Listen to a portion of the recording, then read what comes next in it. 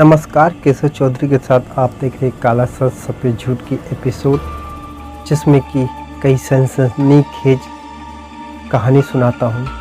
आज की कहानी ब्लैक मेलिंग का है।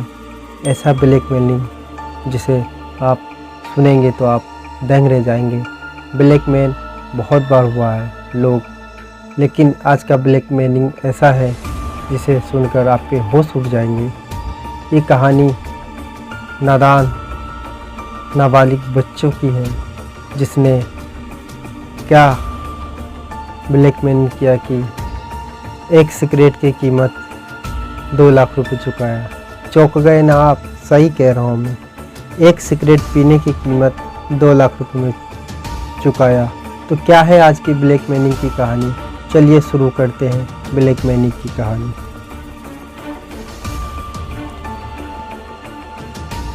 ये रविवार 31 अगस्त 2025 की कहानी है। मध्य प्रदेश के उज्जैन में एक नील गंगा थाना क्षेत्र में एक कॉलोनी है। वहाँ पर एक नाबालिग युवक अपने परिवार के साथ रहता है। उसके पिताजी पुलिसकर्मी है और लड़का नाबालिग है जो कि कक्षा 6 में पढ़ रहा था।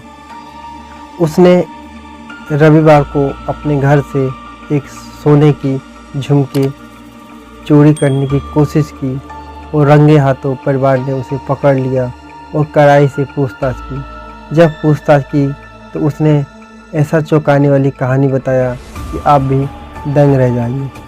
उसने बताया कि यह पैसा चुराकर मैं एक लड़के को देता हूँ क्योंकि उसने मुझे ब्लैकमेल किया है। घर वाले परेशान कि ये ब्लैकमेल कैसा है, तो तुरंत पुलिस के पास पहुँचे घर वाले लड़के को लेकर और वहाँ शिकायत दर्ज कराई। जब आरोपी युवक को गिरफ्तार करके पुलिस ने ले आए तो वो भी नाबालिग था।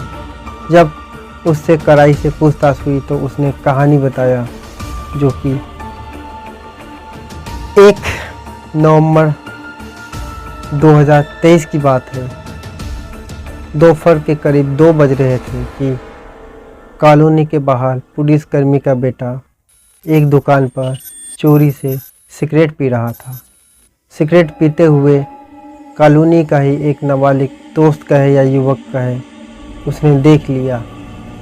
देखकर वो पुलिसकर्मी के बेटे के पास आया और कहा कि तुम सिगरेट पी रहे हो चोरी से, मैं तुम्हें इस हरकत का तुम्हारे घर पे बताऊंगा और भी लोगों को बताऊंगा कि तुम चोरी से सिगरेट पी रहे हो। यही कहकर धमकी दिया पुलिसकर्मी के बेटे के और कहा कि अगर तुम चाहते हो कि तुम्हारी ये सिगरेट पीने की बात मैं किसी को न बताऊं तो तुम्हें पैसे देने होंगे। डर के मारे उसके पास कोई रास्ता नहीं बचा तो उसने पैसा देने के लिए हामी भर लिया।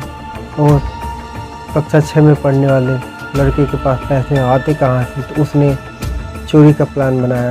वो भी अपने घर में कभी 10, कभी 20, कभी 50, कभी 100 पैसा चुरा कर वो उस लड़के को देता जिसने ये बात कही थी। धीरे धीरे करीब 2 साल बीत गया और जब पैसा की डिमांड ब्लैकमेल ने किया तब मजबूरन वो अपने घर में सोने की झुमका चोरी करने का प्लान बनाया। और रविवार को रात में जब चोरी करने के लिए अपने घर में झुमका उठाने की कोशिश किया तो घर वाले ने रंगे हाथ पकड़ लिया और उससे पूछताछ किया तो उनसे बताया इस ब्लैकमेलिंग की कहानी। युवक ने बताया कि वो करीब 2 साल से उस युवक को लगभग 2 लाख रुपए दे चुका है और उस युवक ने और पैसे की डिमांड किया। इसी डिमांड को पूरा करने के लिए मजबूरन मुझे घर में ही ये चोरी करनी पड़ी। बेटे की बात सुनकर उसके परिजन ने उसे नील गंगा थाना लेकर गए और पुलिस को सारी बात बताई।